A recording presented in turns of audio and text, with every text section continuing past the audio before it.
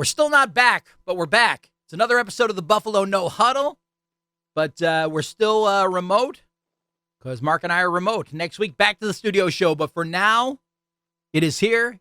Everything you love about the Bills, brought to you by Ficarella's, brought to you by GCC.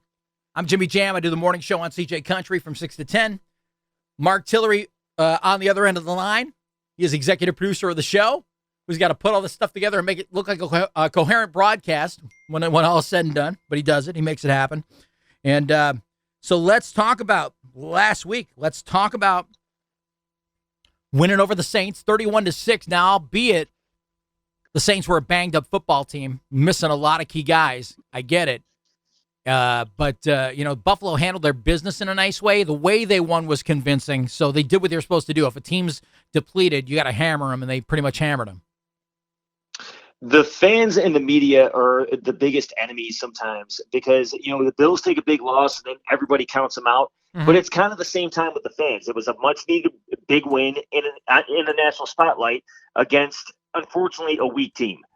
And we lost Tre'Davious White in the process, and it's just that game is bittersweet to me because I wish with the team that New Orleans was bringing, obviously you don't want to take any team lightly, no matter what their squad looks like. Right. But I wish we wouldn't have played those guys. But the same thing at the same time, if those guys had a great game and no one got injured, we would have loved to have played everybody. So I don't know. It's bittersweet to me. I mean, Josh Allen had a huge game. He continues being a legend on Thanksgiving with 260 yards and 4 TDs. 2 interceptions don't even count at that point. He played one heck of a game. I just wish the running game would crack 50. And I don't mean crack 50 added up on one another. Josh Allen almost gets 50 on his own. The running backs, and I'm not putting anything against Matt Breida, man. I like the guy. I think he's going to play great. But Singletary is I want to see this guy crack 50. And you could say at least 50. You could say anything you want about it. The defense obviously came to play, and the defense will continue to play, but we just got to see who that offense is. And,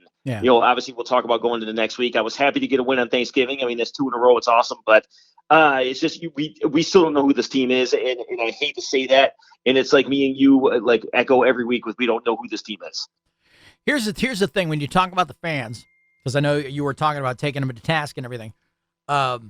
Here's the thing. I mean, think about the losses that the Bills have had this season.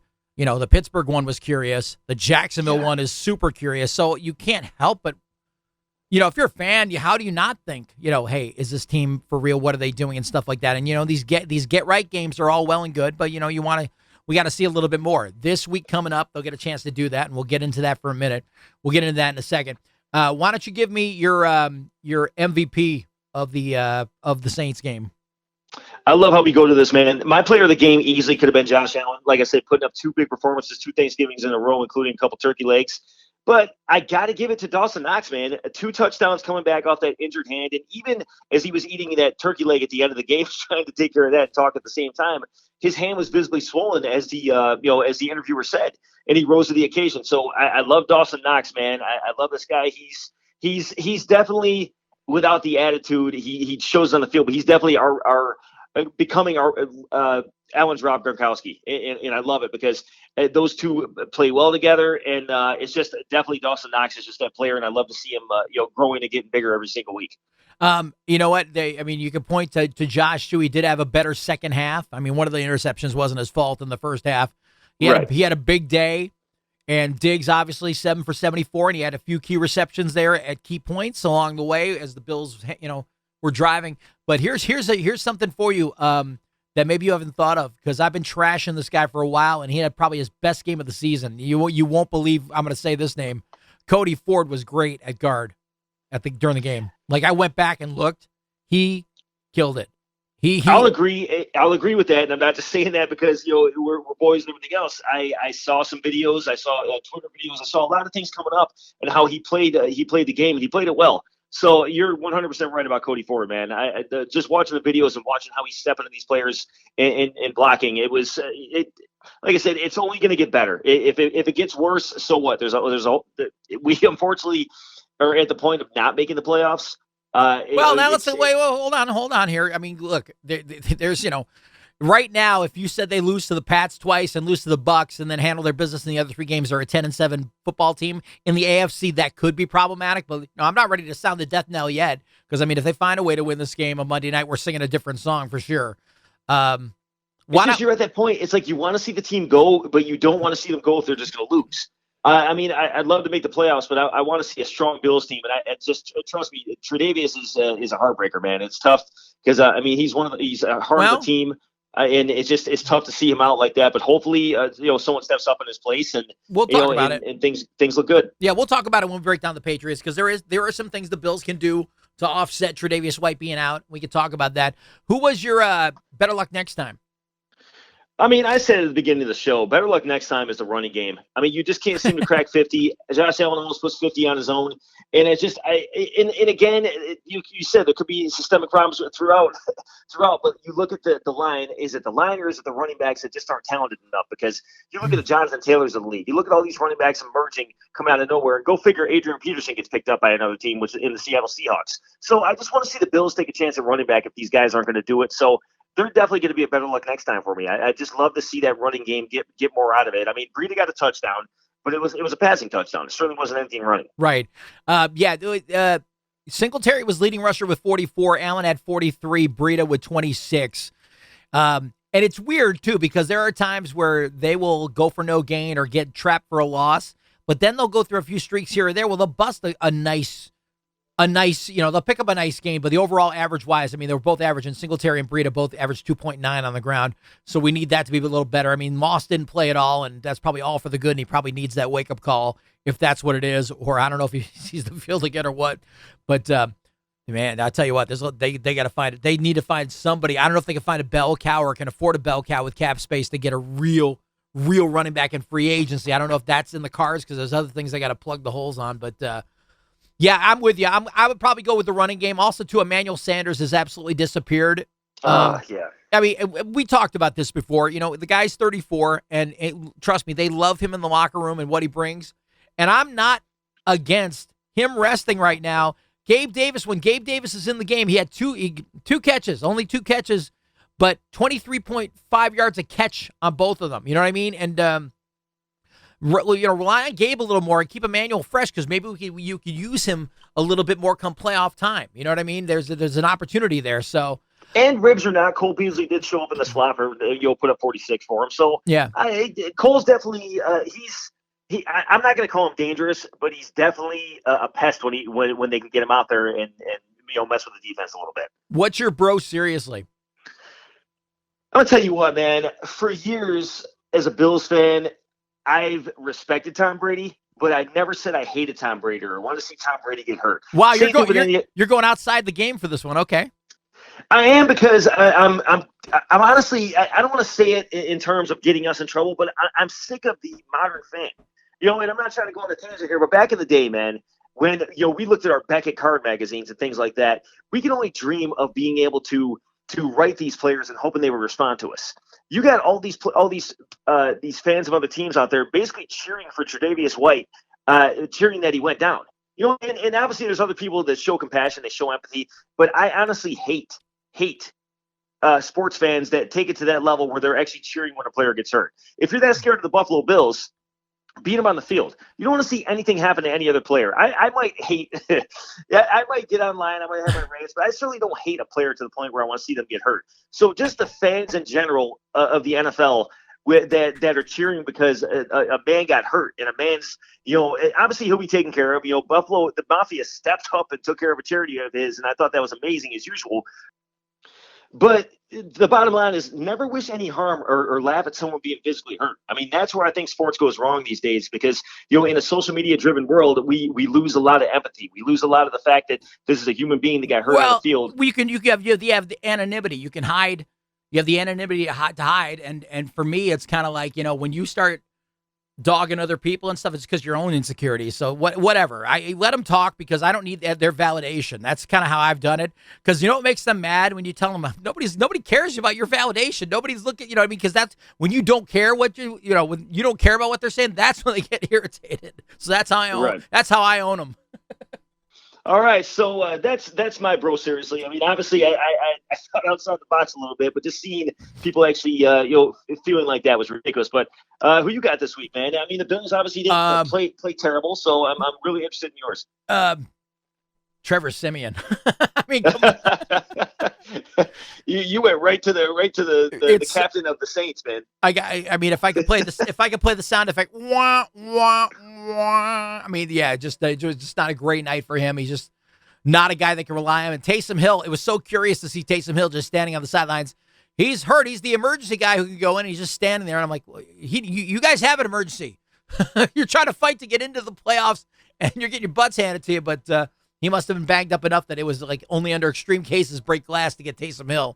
So I mean, the Saints is like a basically a CW drama at this point. You have Trevor and you have Blake who are your quarterbacks. So it's one or the other at this point. Man. Who's got the longer sideburns? All right, so those are the awards.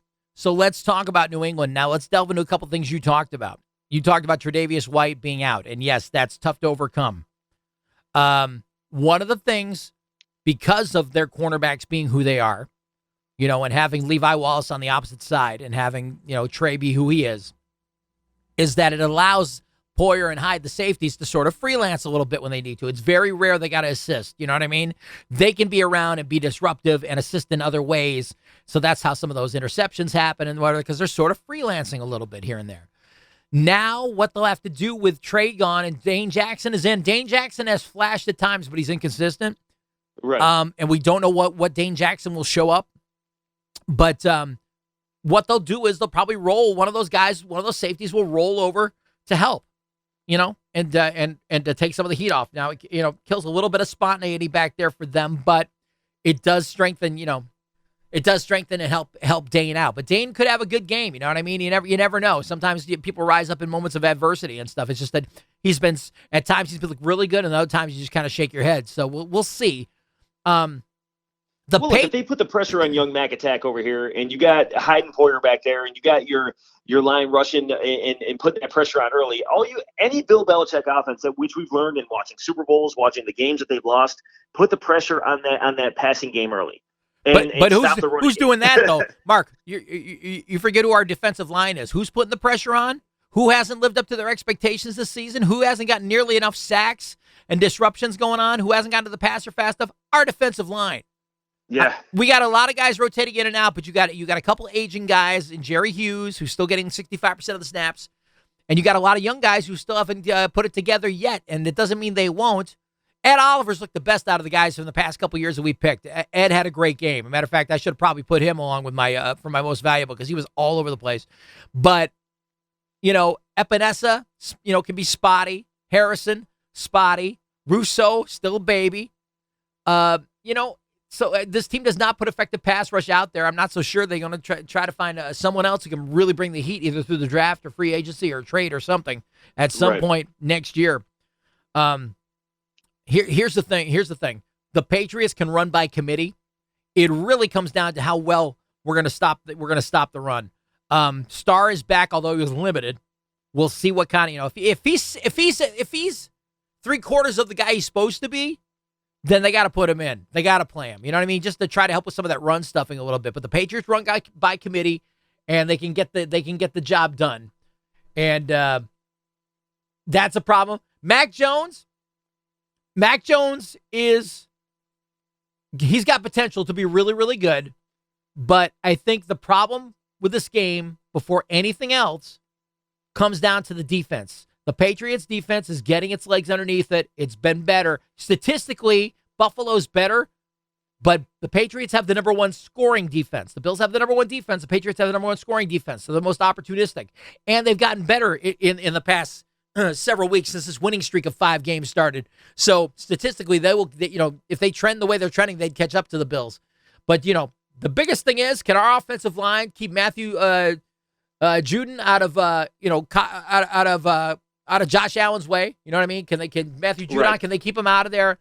Kyle Van Noy. Like you said, it's players stepping up. New England is a whole nother ball game for Buffalo and Buffalo fans. I mean, I would love to say that we have a home field advantage. But, the Bills couldn't stop the Colts. So I would say at this point, home field advantage, she's gone like Hall & Oates, man. I think that the Bills need to win this game like there's nobody in the stadium. Mm-hmm. The thing that scares me about this is the Patriots are a stronger, more polished team right now, and they beat opponents that we didn't think they were going to beat. They had a couple that you could question in that stretch too. Let's not completely go overboard. When you look at that 5-game win streak, I mean, you know what I mean? Trust me, they're going to have a test. They're going to have a really good, legitimate test against a contending team if Buffalo comes looking like Buffalo. Ken, having Duggar, I would love to be eating crow come Wednesday because we're finally going to be in the studio again. I would love to be eating crow for this. It's definitely going to be a short week for us because the game is obviously it's obviously Monday night. Yeah. But the only thing that scares me about the Patriots is you got Bill Belichick back there who can win on any given game day. They have the short run game with like Indy had, and they have a passing game.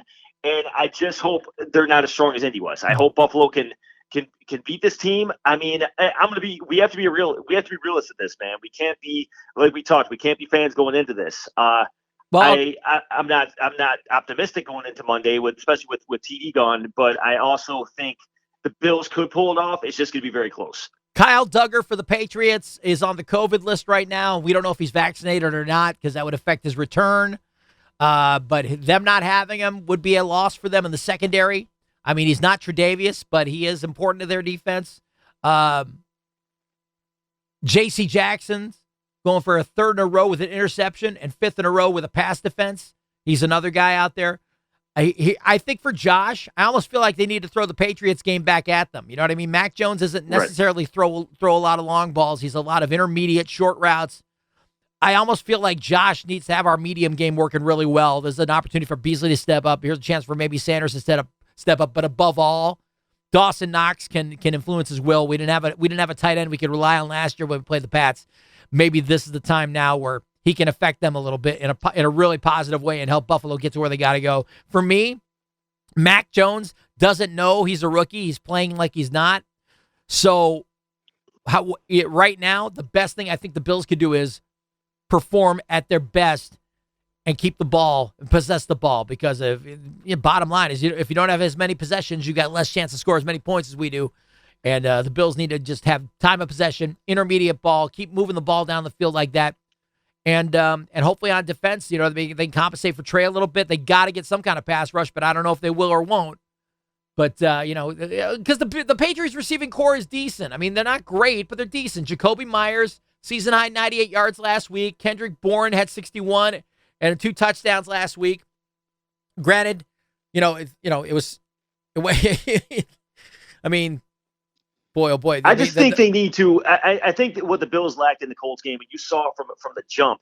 And you can correct me if I'm wrong on this, but I think the Bills are lacking confidence and are lacking swag at this point. I don't think they are. I don't think it's that. Where they were. I don't think it's that. You know what I think it is? I don't know that they have the urgency all the time. I think they felt like they would close. They started off this season, and I think they felt a little bit like they might be the anointed ones. This was going to be their year, and they're going to cruise in. And sometimes you realize, no, teams are here to crack you in the mouth because you're the one. I said this at the start of the season. They are the hunted ones. I said at the start of the season they were going to be 12-5. Well, they only got one more screw up to make that happen. Right now, if they lose to the Pats in Tampa Bay, they're looking at 10-7. That might be more realistic if they don't come and crack New England in the mouth. They got to make it happen on Monday night. It starts there because once New England's a game and a half up at this point, and I don't know where New England's losses come after this for the Bills to catch up. So there's no such thing as maybe at this point. Like if they don't win on Monday, I mean, the air's going out of that stadium. The air is going out of this whole Western New York area because people are going to start people that were always like, this team's not going to lose. We still got a chance at this. They're going to start feeling doubt. I mean, it's fair for anybody in media. It's fair for anybody that's armchair quarterbacks to feel doubt if they do lose on Monday. If it's a close game, it's a close game. You got to respect that. But if it's a blowout, that's when you start to worry. That's when you're like, okay, we got to start thinking draft at this point. Here's the last factor to all of this. All this stuff we're talking about is great, but here's the reality. It could be potentially nasty weather-wise on Monday night, and a windy game would affect Mac Jones more than it would Josh. A really windy game would, and also to the precipitation. Once again, can we just get snow? Okay, wait. Can I put that? Wait, there's my bro. Seriously, let me add that to the list along with Trevor Siemian this week. Can we get snow for a game instead of rain every freaking game? Because rainy games stink for us standing out there in that crap. And then on top of it, it's like it's bad for the quarterbacks. It's bad for ball security. It's just bad in general. Can we get snow so these guys can operate the way they're supposed to? The weather will play a factor in this game. We could be seeing a real low-scoring affair. I don't think you're going to see a 35-30 game. It's going to be very low-scoring on Monday night with the weather the way they say it's going to be. And when the meteorologist Kevin Williams, who calls me on the morning show on CJ Country, he said you're going to see Monday when you get up going, oh, it's 50 out. It's about a mile. Oh, blah, blah, blah. Well, guess what? It's going to change dramatically by the time game time comes. Lake effect is real. It's present, and it's coming. But that's going to be when we call it a snow seriously. No, it may not be snow. It may be rain. It may be a slush seriously because it may be a real mess. I'm already I'm layering a day early. I'm planning out on Sunday what I'm going to wear for Monday. I'm not going to wait till the last minute. I want to make sure I got my game on. It's like because I want to be dry and not miserable. And if they don't win, I will be miserable. Let's get to predictions. And next week, I'm excited to get back in the studio so we can do it the way we're supposed to do it. I'm excited to have Alex Brasky back. He's on vacation, but I'm excited to have him back in the fold as well, too. Let's talk about predictions. What's your pick? I'm having you go first because I can't even think of what the score is at the moment. Look, I mean, it's the toughest part here is the Bills are no longer that team that the 12th man is the 12th man. Obviously, we know the fans are going to light up that stadium, and it's going to be pandemonium, as a great man once said. But I mean, you look at it. The Bills couldn't stop the Colts the week before in that stadium. Indianapolis ran the ball, and New England could run the ball. Indianapolis could pass the ball. Mac is starting to play Bill Belichick's offense quite well. I mean, he's no Tom Brady, but he's starting to play quite well. So I'm not even going to beat around the bush here. I think it's going to be one of those games where we're going to be scratching our heads by the third quarter, wondering why the hell Josh Allen is not got it together by then. And I'm saying 28-17 New England, man. That's pretty high. I actually have it a little closer and a little bit lower in score because I do think, unless the weather is just miserable, that Buffalo will have some success. Until the Patriots get derailed, though, I can't go against them. I'm going to say 17-14. Buffalo will do stuff. It's going to be a tight game.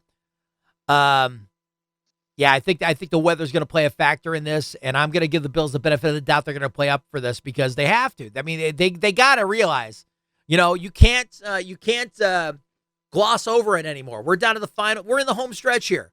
You can't. Right. You got to handle your business. You got Tampa Bay coming up. You got New England again, and then you got the a couple slappies to play. But you know what I mean? It's time to just take this. Take it. Look, that's exactly it. The Chiefs found a way they were in a rut. They found a way to pick themselves back up. Look at them now. It's just Buffalo's got to do that, man. And I think if they're going to prove themselves, they have to prove it Monday night. If you can't prove yourself in the national spotlight in front of your home crowd, then you're just as good as the Indy game at that point. I don't count the Saints game I count it as a win. But I certainly don't count it as a win against a worthy opponent. I don't want to hear about the Chiefs doing well because that means Jackson Mahomes dances, and we can't have that. I don't want to live on a planet where he dances. Dances badly, too. Can I add that again? Badly. Yeah. You overestimate your entertainment value, dude. Seriously. Anyway. Oh, my goodness, man. There should be I don't know. I guess at the end of the year, we're coming with the Jackson Mahomes, the end of our season awards. Jackson Mahomes, most terrible dance award goes to what? End zone dance? But I guess. Jackson I don't know. Mahomes, man. He's the worst dance in the NFL. I already gave him enough oxygen, more than he needs. All right, that is it for the Buffalo No-Huddle for this week. I'm Jimmy Jamm from CJ Country, morning 6 to 10. Please listen because macaroni and cheese costs money. He's Mark Tillery, executive producer of this show. We're back in studio where you can see us, although I don't think that's much of a treat. But nonetheless, we'll be back to the normal show next week. And so for both of us, enjoy your weekend and good luck Monday night. Keep your fingers crossed and toes, and go Bills. Go Bills.